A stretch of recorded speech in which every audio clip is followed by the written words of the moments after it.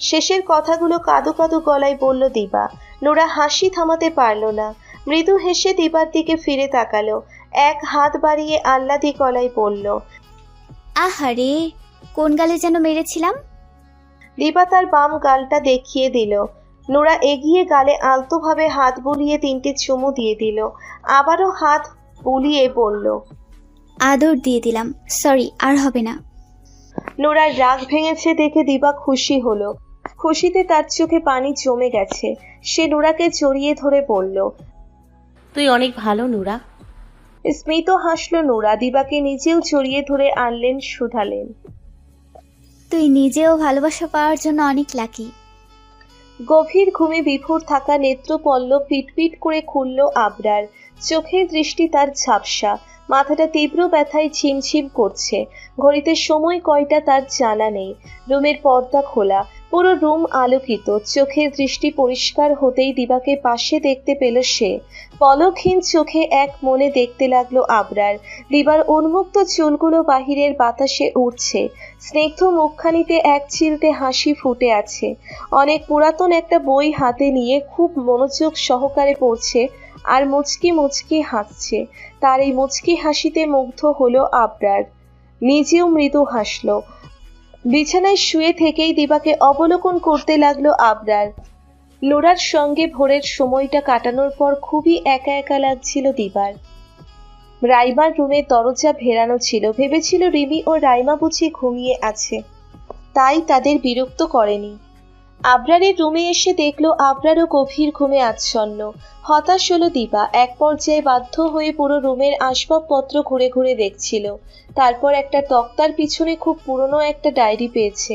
হাতে লেখা প্রতিটা পৃষ্ঠা একজন যুবকের প্রেম কাহিনী। সেই যুবকের প্রেমিকার সঙ্গে কাটানো সুন্দর মুহূর্তগুলো উল্লেখিত রয়েছে।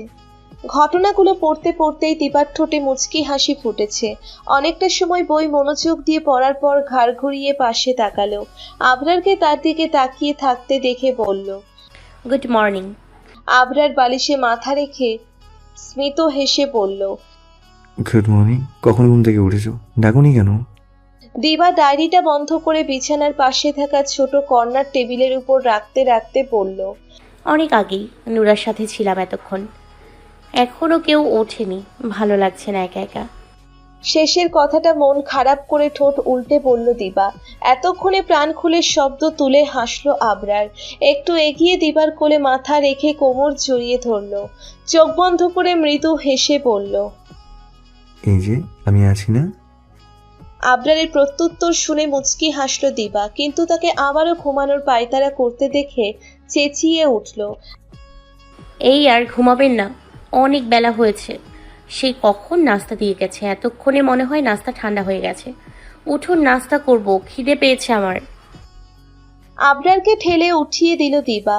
দেরি হওয়ার পরেও শোয়া থেকে উঠতে চায়নি আবরার, কিন্তু দিবার খিদে পেয়েছে তাই আলসেমি না করে উঠে পড়ল। ওয়াশরুম থেকে ফ্রেশ হয়ে এসে একসঙ্গে নাস্তা করতে বসলো। গায়ে পাতলা খয়েরি রঙের একটি শাল জড়িয়ে বারান্দা দিয়ে হাঁটছে নোরা। মনোযোগ তার অন্যত্র। মস্তিষ্কে হাজারো চিন্তা দুশ্চিন্তায় ঘিরে রেখেছে তাকে। মাত্র এক রাতেই চোখ দুটো কালচে হয়ে গেছে। চেহারা একদম মলিন। উস্কো খুস্কো চোখের দৃষ্টি বলে দিচ্ছে খুব ভয়ানকভাবে নোরার মন ভেঙেছে।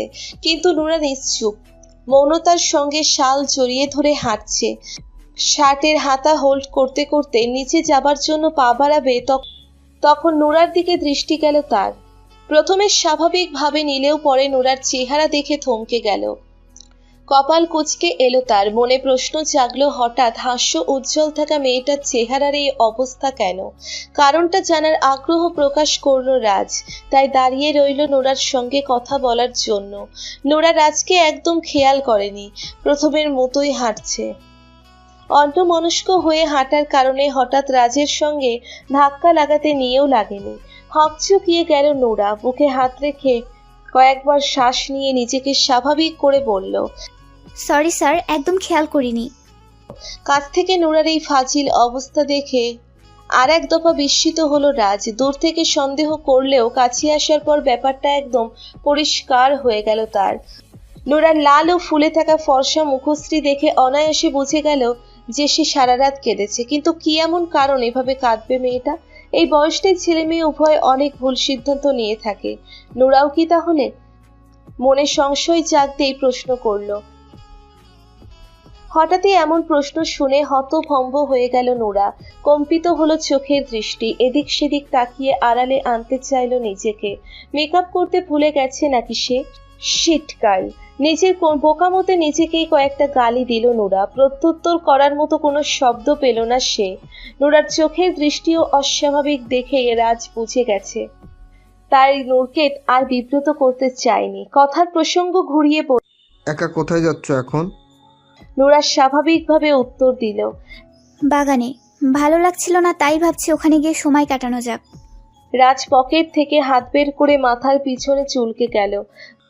আমিও ওই দিকে যাচ্ছিলাম, একসাথে যাই। আসলে আমারও আজ মন ভালো নেই। মলিন মুখে বিস্মিত হাসল নোরা। রাজের মন খারাপের কারণ তার অজানা অসম্মতি প্রকাশ করলো না। মাথা একপাশে কাত করে হ্যাঁ বোঝালো। অনুমতি পেয়ে প্রচ্ছন্ন হাসল রাজ। হাত দিয়ে সিঁড়ির দিকে ইশারা করলো সে। অতঃপর দুইজন একত্রে চা বাগানের নিরিবিলি নির্জন পরিবেশের উদ্দেশ্যে পা চালালো। বাড়িটা যেমন অদ্ভুত, ঠিক তেমনি অদ্ভুত বাড়ির নিয়ম কানুনগুলো। দিবার বুঝে আসলো না বাড়িতে এত বড় একটা ডাইনিং টেবিল থাকতে রুমে প্রতিদিন খাবার খেতে হয় কেন? সায়েন্সটা কি ভাই ভেবেছিল সবাই একসাথে বসে খাবার খাবে, কিন্তু এই বাড়িতে তা হবে না। আশ্চর্য মনে মনে মহা বিড়বিড় করতে করতে বলতে লাগলো দিবা। প্লেটগুলো নিয়েও আবার অদ্ভুত নিয়ম। প্রত্যেক রুমের বাহির দরজার পাশে একটা টেবিল রাখা আছে। নিজেদের নাস্তা শেষে প্লেটগুলো নিয়ে বাহিরের এই টেবিলের উপর রাখতে হয়। পরে বাড়ির কর্মচারীরা নিজেদের সময় অনুযায়ী এসে প্লেট বাটিগুলো নিয়ে যায়। এই জন্য আজগুবি আবার কোন দেশের নিয়ম ভাই? দিবা দুজনের নাস্তার প্লেটগুলো টেবিলটার উপর রেখে বলে উঠল, মানে পুরো বাড়িটাই অদ্ভুতে ভরপুর।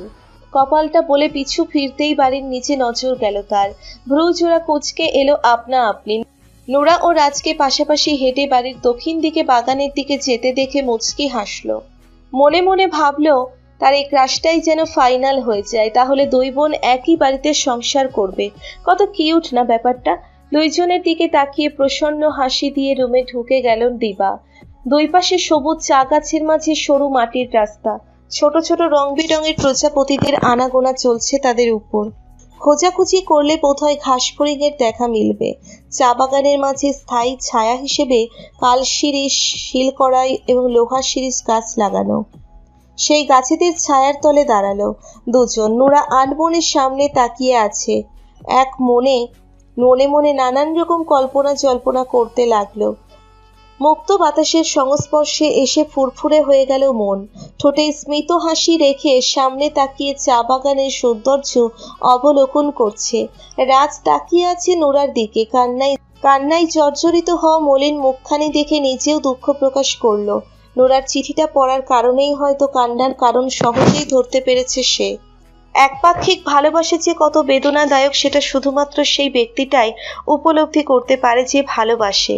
দূর থেকে ভালোবাসা, দূর থেকে প্রিয় মানুষটাকে দেখা, কাছে আসা, যে অভিলাষ, ভালোবাসার মানুষের পাশে অন্যজনকে দেখার তীব্র ব্যথা শুধুমাত্র সেই ব্যক্তিই উপলব্ধি করতে পারে যে ভুক্তভোগী। এই ব্যথার স্বীকারোক্তি রাজ নিজেই। বুকের ভিতর চিনচিন একটা ব্যথা অনুভব হলো তার। ব্যথাটাই চাপা আর্তনাদ রয়েছে, শুধু শব্দ করে চিৎকার করা বাকি। কিন্তু রাজ কাঁদবে না, ছেলে মানুষদের কাঁদতে মানা। যে মানুষটা তার না, সেই মানুষটাকে ভালোবেসে কাছে পাওয়ার ইচ্ছে পোষণ করা নিতান্তই অযৌক্তিক ব্যাপার। নীরবে দীর্ঘশ্বাস ফেলল রাজ। পকেটে দুই হাত গুজেই সামনে তাকিয়ে দেখে আলতোভাবে বলে উঠল, একপাক্ষিক ভালোবাসা বড্ড পীড়াদায়ক নোরা। যারা একপাক্ষিক ভালোবাসে তাদের চেয়ে বড় দুঃখী আর কেউ হতে পারে না। চট করে চোখ ফিরিয়ে রাজের দিকে তাকালো নোরা। হঠাৎ রাজের থেকে এমন বাণী শুনতে পারা তার জন্য বিস্ময়ের চেয়েও কম কিছু নয়। তাই অবাক দৃষ্টিতে তাকিয়ে রইল রাজের দিকে। রাজ আবারও বলল, একপাক্ষিক ভালোবাসার মাঝে একটা পার্থিব অনুভূতি কাজ করে জানো। অনেকেই এটাকে ভালো লাগা বলে, কিন্তু আমি বলবো এই অনুভূতি ভালো লাগার চেয়েও তীব্র। হাজার মাইল দূর থেকেও সেই মানুষটাকে নিয়ে নিজের হাজারো অনুভূতি অনুভব করা যায়। এই অনুভূতিকে ভালো লাগা নয়, ভালোবাসা বলে। আখ্যায়ন করতে হবে। নিশ্চুপ নোরা এক মনে রাজের দিকে তাকিয়ে মনোযোগ সহকারে রাজের বলা প্রতিটি কথা শুনছে। রাজ এখনো সামনে তাকিয়ে আছে। কিছুক্ষণ নীরবতা পালন করে রাজ আবারও বলে উঠল, আমরা যারা একপাক্ষিক হয়ে ভালোবাসি তাদের চাওয়ার সীমা অতি সাধারণ। আমরা ততদিন পর্যন্ত সেই মানুষটাকে চাইতে পারি যতদিন না সেই মানুষটা অন্য কারোর হবে।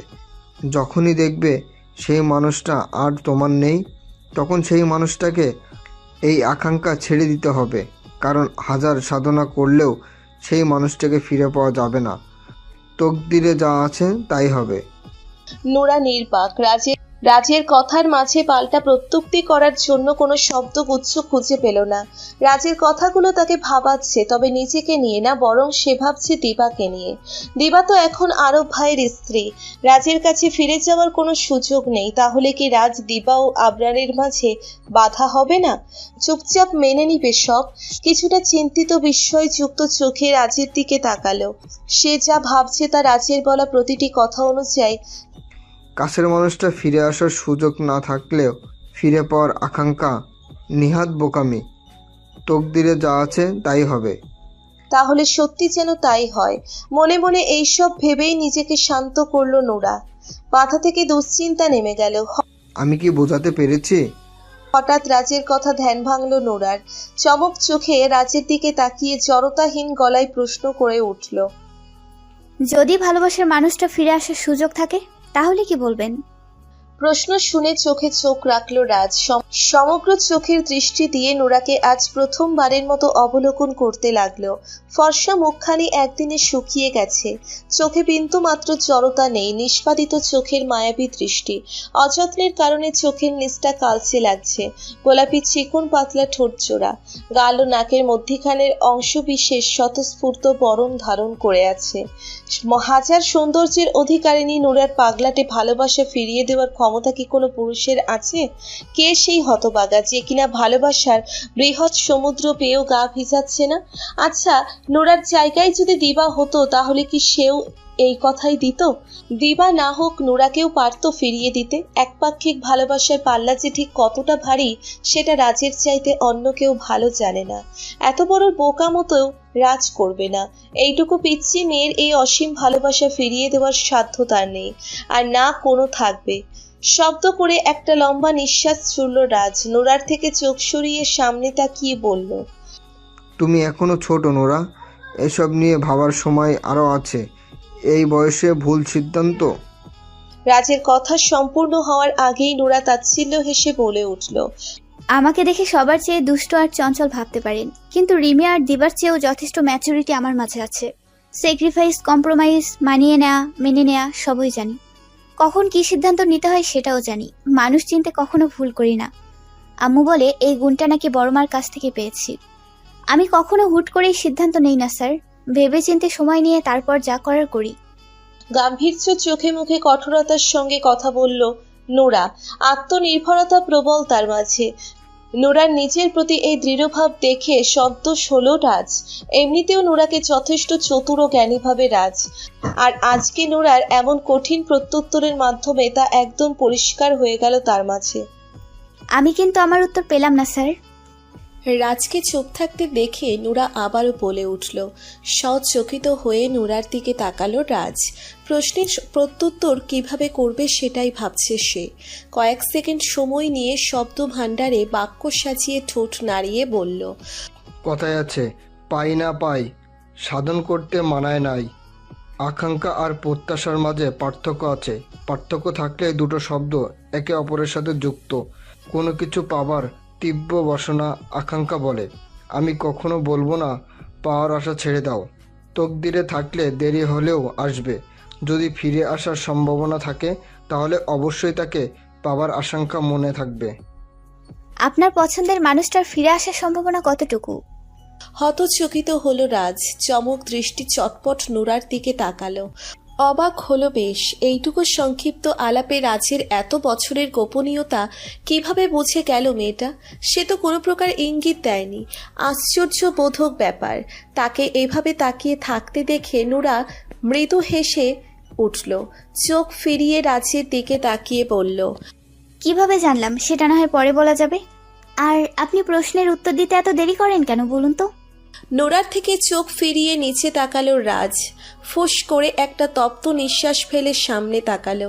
নোরা এখনো প্রশ্নের উত্তরের আশায় তার দিকে অধিক আগ্রহ নিয়ে তাকিয়ে আছে। মেয়েটার এত কৌতূহল দেখে মনে মনে হাসল রাজ। কিছুটা সময় নিয়ে মনে মনে উত্তর দেবার জন্য শব্দগুচ্ছ সাজিয়ে শুকিয়ে যাওয়া ওষ্ঠদ্বয় ভিজিয়ে বলে উঠল, তাকে ফিরিয়ে আনার সম্ভাবনা তো দূরে, কখনো পসিবল না। নোরা কারণটা জানে, তবুও না বুঝের মতো জানতে চাইল। কেন, সে কি চলে গেছে? না, সে অন্য কাউকে ভালোবাসে। আমি পারতাম তাকে জোরপূর্বক আমার করতে, কিন্তু আমি এতটা নিষ্ঠুর না যে নিজের ভালোবাসা পাওয়ার জন্য অন্য কারোর ভালোবাসা ভেঙে দিব। আমি মন থেকে চাই আমার ভালোবাসা যেন তার ভালোবাসার মানুষটার কাছে সুখী থাকে। বিমুগ্ধ হলো নোরা। রাজ তাহলে দিবাকে পাবার জন্য কোনো পন্থা অবলম্বন করবে না? তাহলে আরব ভাই আর দিবা দুইজনের জীবনে কোনো বাধা আসবে না। বুকের ভিতর থেকে চাপা ভয় এতক্ষণে কেটে গেল। গতকাল রাতে যেই ভয় সে নির্ঘুম রাত কাটালো, আজ সকালে সেই ভয় রাজের কথায় নিমেষেই কেটে গেল। রাজ তাহলে দিবাকে আর চাইবে না। তাহলে কি ভালোবাসবে? প্রশ্নটা মনে জাগতেই বিষণ্ণ হলো তার কোমলায়ন মন। কোনো মেয়েই চায় না তার ভালোবাসার মানুষটা অন্য কাউকে ভালোবাসুক। কষ্ট হচ্ছে ভীষণ, হয়তো এটাই তার কপালে ছিল। নীরবে শুধু দীর্ঘশ্বাস ফেলল নোরা। রাজ আরও কিছুক্ষণ কথা বলল নোরার সাথে। তারপর হাতঘড়িতে সময় দেখে দেখল অনেকক্ষণ হয়েছে এখানে আছে তারা। বাড়ি ফেরা দরকার, তাই বাড়িতে যাবার জন্য পা বাড়ালো দুজন। নোরার থেকে একটু এগিয়ে রাজ নিজের মতো হেঁটে সামনে অগ্রসর হচ্ছে, আর নোরা রাজকে দেখে হাঁটছে। রাজের বলা প্রতিটি কথা তার মনে নতুন করে প্রেম জাগিয়েছে, নতুন করে রাজের ভালোবাসায় মুগ্ধ হয়েছে। রাজের সর্বশেষ এইটুকু কথাই নোরার মনে গেঁথে রইল, আর সেটা হলো, ভালোবাসা মানেই হচ্ছে ভালো থাকার একটা অনুভূতি, যাকে দেখলে মনের সব বিষ ছুমন্তর ছু হয়ে যায়। আমরা তাকে ভালোবাসি। ভালোবাসার মানুষটার কাছে অদ্ভুত এক জাদু শক্তি আছে, যেই শক্তির মাধ্যমে বিপরীত মানুষটাকে অনায়াসে নিজের অজান্তে ভালো রাখে, বিষণ্ণ মনকে প্রাণবন্ত করে তোলে। নোরার মনটাও তাই। রাজকে পাশে পেয়ে বিষণ্ণতা দূর হয়ে গেল। মনে পড়ল কয়েকটা লাইনগুলো আজ কানে আপনা আপনি বেঁচে উঠল। যা দিয়েছিল ফিরিয়ে নিয়েছিল সেই কবে। আবারও যদি আমায় সব দিতে চাও তবে নিয়ে নিলাম। তুমি যা দিতে চাও তার সব আমি নিয়ে নিলাম। আমার বুকে আটকে ওঠা প্রেমের ঝড়ে কাছে টেনে নেব তোমায় আমার করে। সকালটা সুন্দরভাবে কাটলো সবার, কিন্তু দুপুরে সূর্য মাথার উপরে আসার আগেই অম্বর কাঁপিয়ে ভারী বর্ষণে মুখরিত হলো ধরণী। রুমের ভিতর থেকে বৃষ্টির ঝুম শব্দ শুনে উল্লাসিত হলো দিবা। দ্রুত পা বাড়িয়ে রুমের বাহিরে আসলো। রুমের বাহিরে বিশাল আকৃতির লম্বা বারান্দার রেলিং ধরে দাঁড়ালো। এক হাত বাড়িয়ে ধরণীর বুক চিরে পড়া বৃষ্টির টুপটাপ ফোঁটাগুলো ছুঁয়ে দিচ্ছে দিবা। ঠোঁটে তার আমোদিত হাসি। গতকাল বৃষ্টি ভেজার ফলে মাথা ব্যথা করেছে, তাই আজ বৃষ্টিতে ভেজার ইচ্ছে হলেও বৃষ্টি ভেজার মতো দ্বিতীয়বার দুঃসাহস দেখালো না। তবে এই জন্য অবশ্য বিন্দুমাত্র আক্ষেপ নেই তার। সে ফুরফুরে মেজাজ নিয়ে বৃষ্টিময় দুপুর পর্যবেক্ষণ করছে। তার ঠিক পিছনে পকেটে দুই হাত গুজে দরজায় হেলান দিয়ে দাঁড়িয়ে আছে আবরার। সে এক মনে দিবার এই প্রফুল্লিত হাসি মুখ দেখছে। দিবার হাসিতে বিমুখিত হয়ে নিজেও মৃদু হাসল। নিজের ঠোঁট কামড়ে হেসে দিবার দিকে এগিয়ে গেল। দিবার দুই পাশে দুই হাত রেখে রেলিং ধরে দিবার কাঁধে নিজের চিবুক রাখল সে। নিজেও দেখতে লাগলো বৃষ্টি স্নাত দুপুর। হঠাৎই পিছন থেকে আবরার জড়িয়ে ধরায় হকচকিয়ে গেল দিবা। অস্থির হয়ে আশেপাশে তাকালো একবার। ভাগ্যিস কেউ নেই। যদি কেউ এই অবস্থায় তাদের দুজনকে দেখত তাহলে লজ্জায় মরে যেত সে। মনে মনে স্বস্তি পেলেও চেহারায় রাগ ফুটিয়ে বলে উঠল, এভাবে ধরেছেন কেন? কেউ দেখে ফেলবে, ছাড়ুন। নির্বাক আবরার গুরুত্ব দিল না দিবার কথায়। ভাবলেশহীনভাবে দিবার কাঁধে আলতোভাবে চুমু খেয়ে বলল, দেখলে দেখুক, আমি কি অন্য কারোর বউকে জড়িয়ে ধরেছি নাকি? আমি আমার বউকে জড়িয়ে ধরবো যেখানে খুশি সেখানে, তাতে কার বাপের কি? দিবা চোখ পাকিয়ে তাকালো। আপনার মাঝে লজ্জার লটাও নেই, আশ্চর্য লোক কোথাকার। দিবার কোমর ধরে নিচের দিকে ঘোরালো আবরার। মুখের দুপাশে পড়ে থাকা ছোট চুলগুলো কানের পিছনে গুছিয়ে দিয়ে দিবার এক গালে হাত রাখলো। তারপর কপালে কপাল ঠেকিয়ে বলে উঠল, লজ্জা পেলে আব্বু ডাক জীবনেও শুনবো না, তাই আমি বউয়ের সাথে লজ্জা পাচ্ছি না। আবরারের বুকে ধাক্কা দিয়ে দূরে সরিয়ে দিল দিবা। রাগে কটমট করতে করতে রুমের ভিতরে যেতে যেতে বলল, এখানে আসাই আমার ভুল হয়েছে। দিবার কথা শুনে শব্দ করে হেসে উঠল আবরার। চলে যাবার জন্য রুমের দিকে পা বাড়াতেই থেমে গেল সে। ঘাড় ঘুরিয়ে ডান পাশে তাকালো। সেখানে রাজকে দাঁড়িয়ে থাকতে দেখে চোখের দৃষ্টি তীক্ষ্ণ করল আবরার। নীরবে চোয়াল শক্ত করে রুমে গিয়ে দরজা বন্ধ করে দিল। দরজা বন্ধ করে পিছু ফিরে তাকাতেই জানালার পাশে দিবাকে বসে থাকতে দেখে মৃদু হাসল। নিজেও নিঃশব্দে দিবার পাশে বসে দিবাকে পেছন থেকে জড়িয়ে ধরল। দিবার ঘাড়ে মুখ ডুবিয়ে আলতোভাবে বলল, আই লাভ ইউ দিবা। দিবা মুচকি হেসে প্রত্যুত্তর করল, I love you too. Abrar দিবাকে নিচের দিকে ফিরালো। মুখের সামনের চুলগুলো যত্ন সহকারে গুছিয়ে দিয়ে দিবার দিকে একদৃষ্টিতে তাকিয়ে রইল। বাহিরে শ্রাবণের মনোরম বর্ষণের দৃশ্যপট দেখে গান শোনার ইচ্ছে জাগলো দিবার। তাই সঙ্গে সঙ্গে আবদার করে বসল, আমাকে এই গানটা শোনান। কোনটা? ভালোবাসি সুহাসিনী।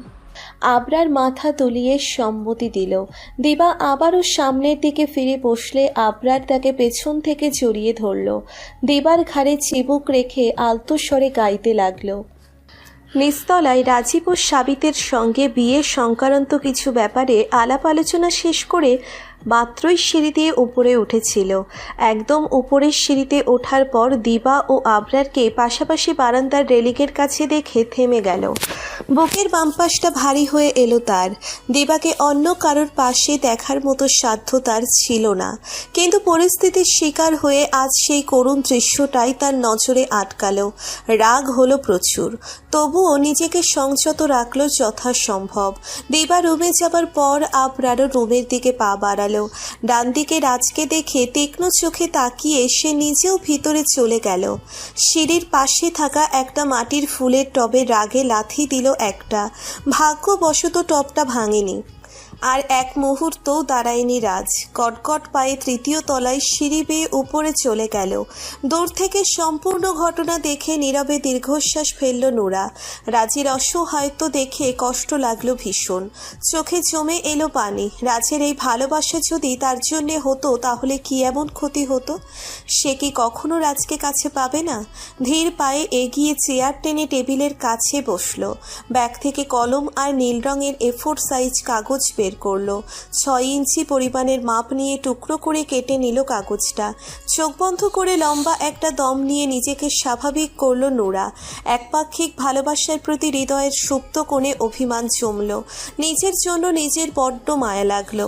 কাগজটায় কলম চালিয়ে লিখে ফেলল প্রিয় একটা লাইন। চিরকুটটা লেখার পর ওই দিন রাতের পর আর ভুল করেনি। ব্যাগের সাইডে পকেটে রেখে দিল। চেয়ারে হেলান দিয়ে চোখ বন্ধ করল নোরা। কোমল গোলাপি ঠোঁট দুটো নাড়িয়ে মৃদু গলায় বলল, সৃষ্টিকর্তা জোড়ায় জোড়ায় মানব জাতির সৃষ্টি করেছেন। যদি আপনি আমার সেই জোড়া হন, তবে আপনাকে আমি শেষ অব্দি ভালোবাসি। বিষণ্ণতার শ্রাবণ শতাব্দী পাড়ি দিয়ে গেছে, বছর ফুরায়নি তবু। ক্ষত শুকায়নি কভু, যা ছিল আমার বিশ্বাস ঢেকে দেয়া মেঘ। তাও নিয়ে গিয়েছিলে সেই কবে চুপ করে। 1 কোটি বছর দেখা হয় না তোমার দু চোখ ভরে। শ্রাবণের দিনগুলো অদ্ভুত সৌন্দর্যময়। অম্বরে জমে থাকা কালো মেঘ কাটিয়ে ভারী বর্ষণ ঘোলাটে অম্বর স্বচ্ছ করে তোলে। বৃষ্টির প্রতিটি ফোঁটার সঙ্গে যেমন ধুয়ে মুছে যায় অন্তরের যত গ্লানি, ঠিক তেমনি শতাব্দী কাল ধরে শ্রাবণের মেঘগুলোর সঙ্গে পাড়ি দিচ্ছে বিষণ্ণতা। বছর পেরিয়ে গেলেও ক্ষত ফুরায়নি। কাছের মানুষটাকে প্রাণ ভরে দেখার তীব্র আকাঙ্ক্ষা মেটেনি। বুকের বামপাশটা সর্বদা অপ্রকাশিত দুঃখে জর্জরিত। দিবাকে কাছ থেকে পাবার তীব্র অভিলাষ মন থেকে কাটেনি। কিন্তু কাছে চাওয়া যে মানা, দুজনের মধ্যিখানে রয়েছে অসংখ্য বাধা। দিবা আজ তার না, অন্য কারোর জীবন সঙ্গিনী। বিষয়টা কি আদেও মেনে নিয়ে সহ্য করার মতো? কিন্তু রাজ তো অন্যান্য ছেলেদের মতো ভেঙে পড়েনি। সে যথেষ্ট জ্ঞানী, চুপচাপ সবটা মেনে নিয়ে দিবাকে তার ভালোবাসার কাছে ভালো থাকতে দিয়েছে। এটাকে ত্যাগ বলে না, এটাকে বলে ভালোবাসা। যারা ভালোবাসার মানুষটাকে ভালো রাখার জন্য সব কিছু ত্যাগ করতে পারে তারাই প্রকৃতপক্ষে ভালোবাসতে জানে। বেখেয়ালিভাবে হাঁটছে রাজ, মাথায় সর্বদা দিবার চিন্তা নিয়ে ঘোরাঘুরি করে। অন্যত্র মন নেই তার। চুপচাপ নিচের দিকে তাকিয়ে সিঁড়ির কাছাকাছি আসলো। মোট 3টে সিঁড়িতে নামার পরেই দিবার সঙ্গে আকস্মিকভাবে ধাক্কা লাগলো তার। হঠাৎই অপ্রত্যাশিত ঘটনার জন্য প্রস্তুত ছিল না দিবা। ধাক্কা লাগায় সিঁড়ি থেকে পড়ে যেতে নিলেই রাজ দিবার এক হাতের কবজি ধরে ফেলল। ভয়ে চোখ মুখ খিচে ফেলল দিবা। বাড়ির নিচতলায় বিশাল আকৃতির বসার ঘরে বসে আড্ডা দিচ্ছিল সবাই। কথোপকথনের এক পর্যায়ে দিবা ও রিমির মাঝে ঝগড়া বেঁধে যায়। দিবাকে প্রচণ্ড রকম ভাবে রাগিয়ে দিয়ে এক দৌড় লাগালো রিমি। দিবা কি ছাড়ার মেয়ে? সেও রিমিকে ধরার জন্য পিছু নিল। বসার ঘর ঘুরেও যখন নিজেকে বাঁচাতে পারছে না, তখন রিমি বসার ঘর ছেড়ে দোতলায় দৌড় দিল। সিঁড়ি দিয়ে দৌড়ে নিচে সেফভাবে উপরে উঠলেও রাজকে একদম খেয়াল করেনি দিবা, যার ধরন সিঁড়ির উপরে দৌড়ে ওঠার সময় ধাক্কা লাগে। ভয়ে চোখ বন্ধ করার পরেও যখন টের পেল কিছুই হয়নি, তখন দিবা আস্তে আস্তে চোখ খুলে সামনে তাকালে রাজকে দেখতে পেল। রাজের থেকে চোখ ফিরিয়ে নিচে তাকাতেই দেখল সে ঝুলে আছে। রাজ তার হাত ছেড়ে দিলেই ধপাস করে সিঁড়িতে পড়ে যাবে। ভয়ার্থ হলো দিবা, আতঙ্কে চেঁচিয়ে উঠল, প্লিজ স্যার, হাত ছাড়বেন না, প্লিজ প্লিজ। ছাড়ছি না। দিবাকে ভয় পেতে দেখে আশ্বাস দিল রাজ। তারপর খুব সাবধানতার সঙ্গে দিবার হাত ধরে সোজা করে দাঁড় করালো। প্রাণপ্রিয় জানটা বাঁচতেই যেন হাঁপ ছেড়ে বাঁচল দিবা। বুকে এক হাত রেখে লম্বা করে কয়েকটা নিঃশ্বাস নিয়ে নিজেকে স্বাভাবিক করলো। অপরাধীর মতো তাকিয়ে বোকা বোকা টাইপ হাসি দিয়ে নিজের ভুল স্বীকার করে, সরি স্যার, আসলে রিমিকে ধরার চেষ্টা করছিলাম। রিমি তো দৌড়ে উপরে চলে গেছে, কিন্তু রিমির পেছনে আপনাকে আমি একদম খেয়াল করিনি। I am sorry. ব্যাপারটা স্বাভাবিকভাবে নিল রাজ। ব্যাপার না। তোমরা কি সারাদিনই ঝগড়া করো নাকি? যখনই দেখি তখনই কোনো না কোনো ব্যাপারে ঝগড়া করছো। দিবা অপ্রস্তুত হয়ে বলল। এই অল্প স্বল্প। শব্দ তুলে হাসল রাজ। তার এই হাসিতে ভীষণ রকমের লজ্জা পেল দিবা। অপ্রস্তুত হয়ে কোনো রকমে রাজের পাশ কাটিয়ে উপরে চলে গেল। তার এমন হতচকিত চেহারা দেখে আবারও হাসল রাজ। ঠোঁটে হাসি রেখেই সিঁড়ি বেয়ে নিচে নেমে এলো। সূর্য পশ্চিম আকাশে ডুবে ধরণী করল অন্ধকার। দুপুরে ভারী বর্ষণের পর পরিবেশ একদম নিস্তব্ধ। বাহির থেকে ভেজা মাটির ভ্যাপসা গন্ধ ঘ্রাণেন্দ্রিয়তে ছুঁই ছুঁই। ঝিঝি পোকাদের কর্কশ ধ্বনি পরিবেশ বাকরুদ্ধ। আকাশটা ঘন কালো মেঘেদের কারণে অন্ধকার। অন্যান্য দিনের মতো সাদা কালো মেঘেদের আনাগোনা নেই। পরিবেশ একদম নিবিড়। বারান্দার একদম শেষার্ধে দাঁড়িয়ে এক মনে সামনের ঝোপঝাড়ের দিকে তাকিয়ে আছে নোরা। নিষ্প্রভ তার চোখের চাহনি। এই কয়দিনে অতিরিক্ত দুশ্চিন্তার কারণে চোখের নিচে হালকা কালি পড়ে গেছে। অন্যান্য দিনের মতো হাস্য উজ্জ্বল এই নোরা আজ নেই। চাঞ্চল্যকর মন ধুলাবালিতে মিশে নিস্তেজ হয়ে গেছে। কারণ নোরার মন ভেঙেছে। একপাক্ষিক ভালোবাসার মতো বিরাট বড় অপরাধ সে করেছে। কে বলে ভালোবাসা মানে সুখ? নোরার কাছে মনে হচ্ছে ভালোবাসা মানেই দুঃখ। মানুষটাকে হারানোর বেদনা হৃদয়ে সর্বদা বিরাজ করে। দীর্ঘশ্বাস ফেলল নোরা। হাত ঘড়িতে সময় দেখল অনেক রাত। সময় প্রায় 9টা ছুঁই ছুঁই। এই বাড়িতে 8টাকেই মধ্যরাত হিসেবে গণ্য করে বাড়ির কর্মচারীগণ। সেই অনুযায়ী রাত 8টার মধ্যেই রাতের খাবার শেষ করে যার যার ঘরে অবস্থান করতে হয়। দিবা ও রিমি আনন্দে ব্যস্ত, কিন্তু এই আনন্দে মন বসাতে পারছে না নোরা। তাই রাইমার কাছে যাবে বলে দুজনের চোখে ফাঁকি দিয়ে বেরিয়ে এসেছে। কিন্তু সে আদতে রাইমার কাছে যায়নি। একা একা বারান্দায় সময় কাটালো এতক্ষণ।